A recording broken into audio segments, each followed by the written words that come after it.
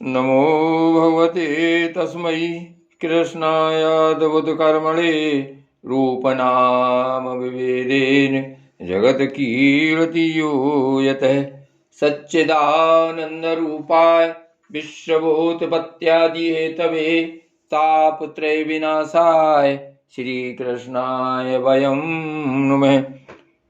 श्री वल्लभ विठ्ठल गिरधारी श्री यमुने जी की बलिहारी गोपी जन वल्लभ गिरधारी श्री महाप्रभु जी की बलिहारी श्री वल्लभ विठ्ठल गिरधारी श्री यमुने जी की बलिहारी गोपी जन वल्लभ गिरधारी श्री महाप्रभु जी की बलिहारी।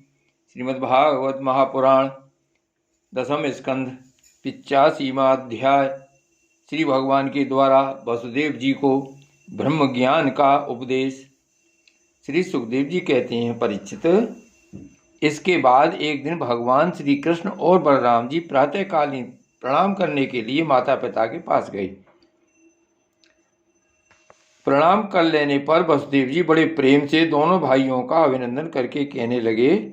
वसुदेव जी ने बड़े बड़े ऋषियों के मुंह से भगवान की महिमा सुनी थी तथा उनके ऐश्वर्यपूर्ण चरित्र भी देखे थे।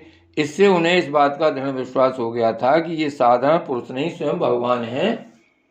इसलिए उन्होंने अपने पुत्रों को प्रेम पूर्वक संबोधित करके यूँ कहा, सच्चिदानंद स्वरूप श्री कृष्ण, महायोगीश्वर संकर्षण, तुम दोनों सनातन हो। मैं जानता हूँ कि तुम दोनों सारे जगत के साक्षात कारण स्वरूप प्रधान और पुरुष के भी नियामक परमेश्वर हो। इस जगत के आधार, निर्माता और निर्माण सामग्री भी तुम्ही हो। इस सारे जगत के स्वामी तुम दोनों हो और तुम्हारी ही कीड़ा के लिए इसका निर्माण हुआ है। यह जिस समय जिस रूप में जो कुछ रहता है होता है वह सब तुम्ही हो। इस जगत में प्रकृति रूप से भोग्य और पुरुष रूप से भोक्ता तथा दोनों से परे दोनों के नियामक साक्षात भगवान भी तुम्ही हो। इंद्रियातीत, जन्म, अस्तित्व आदि भाव विकारों से रहित परमात्मन इस चित्र विचित्र जगत का तुम्ही ने निर्माण किया है और इसमें स्वयं तुमने ही आत्मा रूप से प्रवेश भी किया है। तुम प्राण यानी क्रिया शक्ति और जीव यानी ज्ञान शक्ति के रूप में इसका पालन पोषण कर रहे हो। क्रिया शक्ति प्रधान प्राण आदि में जो जगत की वस्तुओं की सृष्टि करने की सामर्थ्य है वह उनकी अपनी सामर्थ्य नहीं, तुम्हारी ही है, क्योंकि वे तुम्हारे समान चेतन नहीं अचेतन हैं, स्वतंत्र नहीं परतंत्र हैं। अतः उन चेष्टाशील प्राण आदि में केवल चेष्टा मात्र होती है, शक्ति नहीं। शक्ति तो तुम्हारी ही है प्रभु। चंद्रमा की कांति, अग्नि का तेज, सूर्य की प्रभा, नक्षत्र और विद्युत आदि की स्फूर्ण रूप से सत्ता, पर्वतों की स्थिरता, पृथ्वी की साधारण शक्ति रूप वृत्ति और गंध रूप गुण, ये सब वास्तव में तुम्ही हो परमेश्वर। जल में तृप्त करने, जीवन देने और शुद्ध करने की जो शक्तियां हैं वे तुम्हारा ही स्वरूप हैं। जल और उसका रस भी तुम्ही हो प्रभु। इंद्रिय शक्ति, अंतःकरण की शक्ति, शरीर की शक्ति, उसका हिलना डोलना, चलना फिरना, ये सब वायु की शक्तियां तुम्हारी ही हैं। दिशाएं और उनके अवकाश भी तुम्ही हो। आकाश और उसका आश्रयभूत स्फोट, शब्द, तन्मात्रा या परावाणी, नाद, पश्यंती, ओंकार, मध्यमा तथा वर्ण यानी अक्षर एवं पदार्थों का अलग अलग निर्देश करने वाले पद, रूप, वैखरी वाणी भी तुम्ही हो। इंद्रियां, उनकी विषय प्रकाशनी शक्ति और अधिष्ठात्र देवता तुम्ही हो। बुद्धि की निश्चयात्मका शक्ति और जीव की विशुद्ध स्मृति भी तुम्ही हो। भूतों में उनका कारण तामस अहंकार, इंद्रियों में उनका कारण तेजस अहंकार और इंद्रियों के अधिष्ठात्र देवताओं में उनका कारण सात्विक अहंकार तथा जीवों के आवागमन का कारण माया भी तुम ही हो। भगवान, जैसे मिट्टी आदि वस्तुओं के विकार, घड़ा, वृक्ष आदि में मिट्टी निरंतर वर्तमान है और वास्तव में वे कारण मृत्तिका रूप ही है, उसी प्रकार जितने भी विनाशवान पदार्थ हैं उनमें तुम कारण रूप से अविनाशी तत्व हो। वास्तव में वे सब प्रकार, वास्तव में सब तुम्हारे ही स्वरूप हैं। प्रभु, सत्व रज तम ये तीनों गुण और उनकी वृत्तियां यानी परिणाम मैं तत्वादि परब्रह्म परमात्मा में, तुम में योग माया के द्वारा कल्पित हैं। इसलिए ये जितने भी जन्म, अस्थि, वृद्धि, परिणाम आदि भाव विकार हैं वे तुम में सर्वथा नहीं है। जब तुम में इनकी कल्पना कर ली जाती है तब तुम इन विकारों में अनुगत जान पड़ते हो। कल्पना की निवृत्ति हो जाने पर तो निर्विकल्प परमार्थ स्वरूप तुम रह जाते हो। यह जगत सत्व रज तम इन तीनों गुणों का प्रवाह है। देह, इंद्रिय, अंतःकरण, सुख दुख और राग लोभ आदि उन्हीं के कार्य हैं। इनमें जो अज्ञानी तुम्हारा सर्वात्मा का सूक्ष्म स्वरूप नहीं जानते, वे अपने देहाभिमान रूप अज्ञान के कारण ही कर्मों के फंदे में फंसकर बार बार जगत जन्म मृत्यु के चक्कर में भटकते रहते हैं। परमेश्वर, मुझे शुभ प्रारब्ध के अनुसार इंद्रियादि की सामर्थ्य से युक्त अत्यंत दुर्लभ मनुष्य शरीर प्राप्त हुआ है, किंतु तुम्हारी माया के बस होकर मैं अपने सच्चे स्वार्थ परमार्थ से ही असावधान हो गया और मेरी सारी आयु यूं ही बीत गई। प्रभु, यह शरीर मैं हूं और इस शरीर के संबंधी मेरे अपने हैं।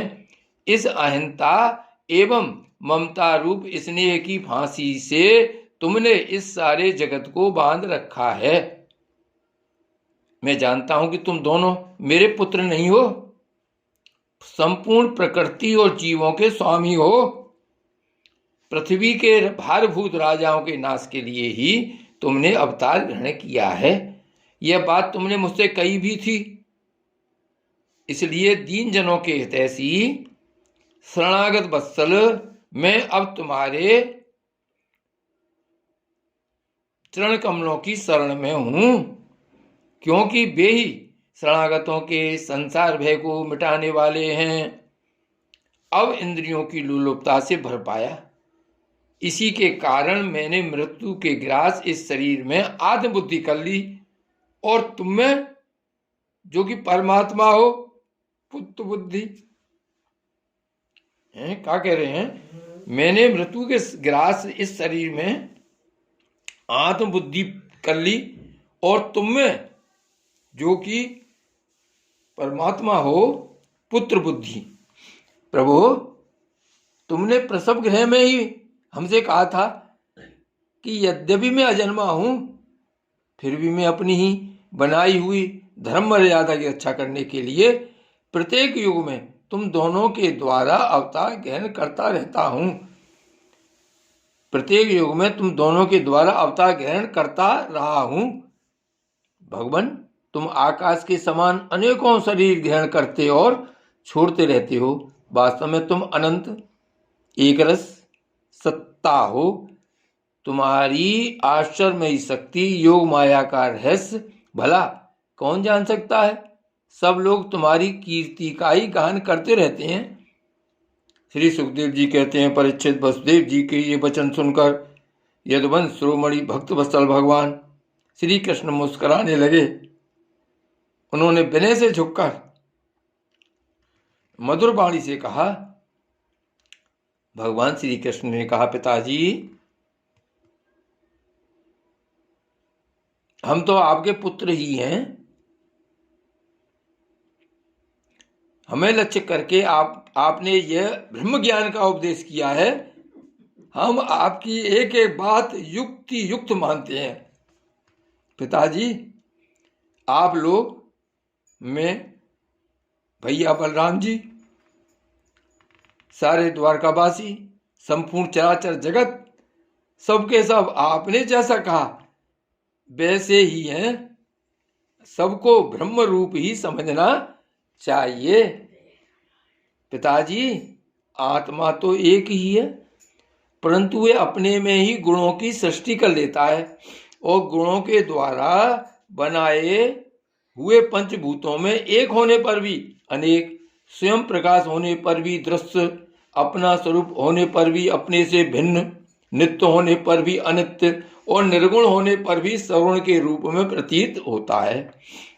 जैसे आकाश, वायु, अग्नि, जल और पृथ्वी, ये पंच महाभूत अपने कार्य घट, कुंडल आदि में प्रकट अप्रकट, बड़े छोटे, अधिक थोड़े, एक और अनेक से प्रतीत होते हैं, परंतु वास्तव में सत्ता रूप से वे एक ही रहते हैं।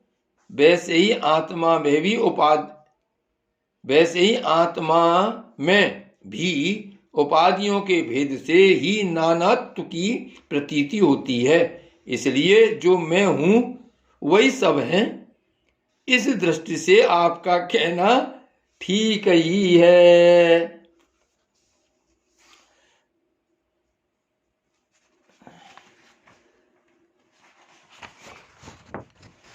श्री वल्लभाधीश की जय। श्री गोवर्धन नाथ की जय।